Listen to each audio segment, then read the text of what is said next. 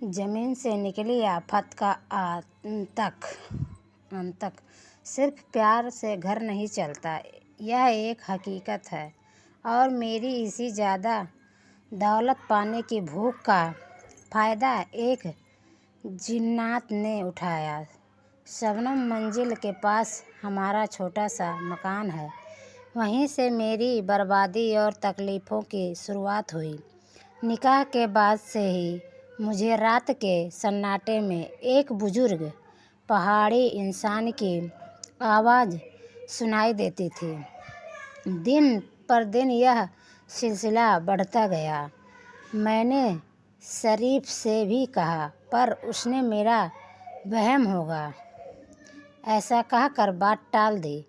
एक रात जब शरीफ काम से बाहर थे और बच्चे मेरे भाई जान के घर गए थे, तब अंधेरे में एक परछाई मेरे पलंग के पास आकर खड़ी हो गई और मेरा नाम पुकारने लगी।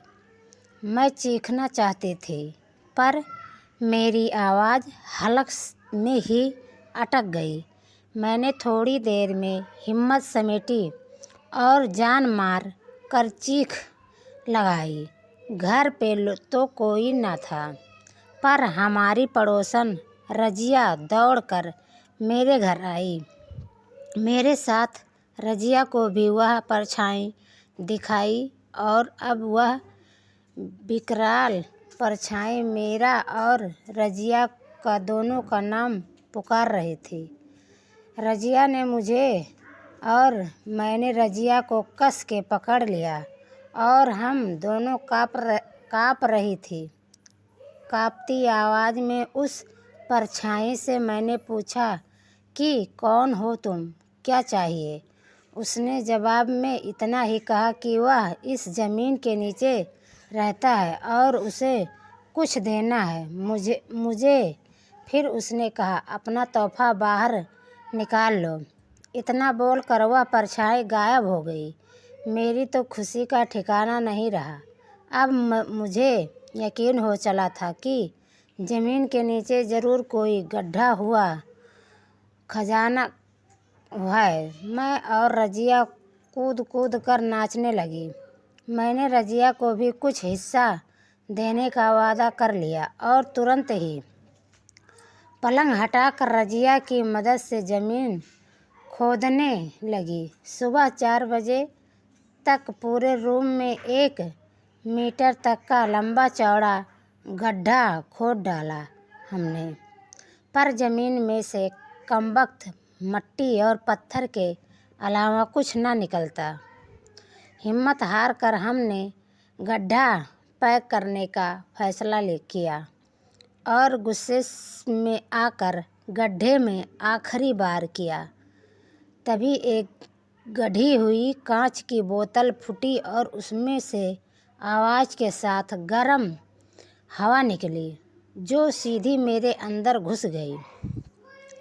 पिछले साल हुए इस वाक़ये के बाद से मेरी ज़िंदगी जहन्नुम बन गई। मैं कितना भी खाना खाऊं, मेरा पेट नहीं भरता। बार बार मुझे नशा करने का दिल करता है। खून की गंध मुझे अच्छी लगने लगी है। लोगों से मिलना जुलना भी मैंने छोड़ दिया है।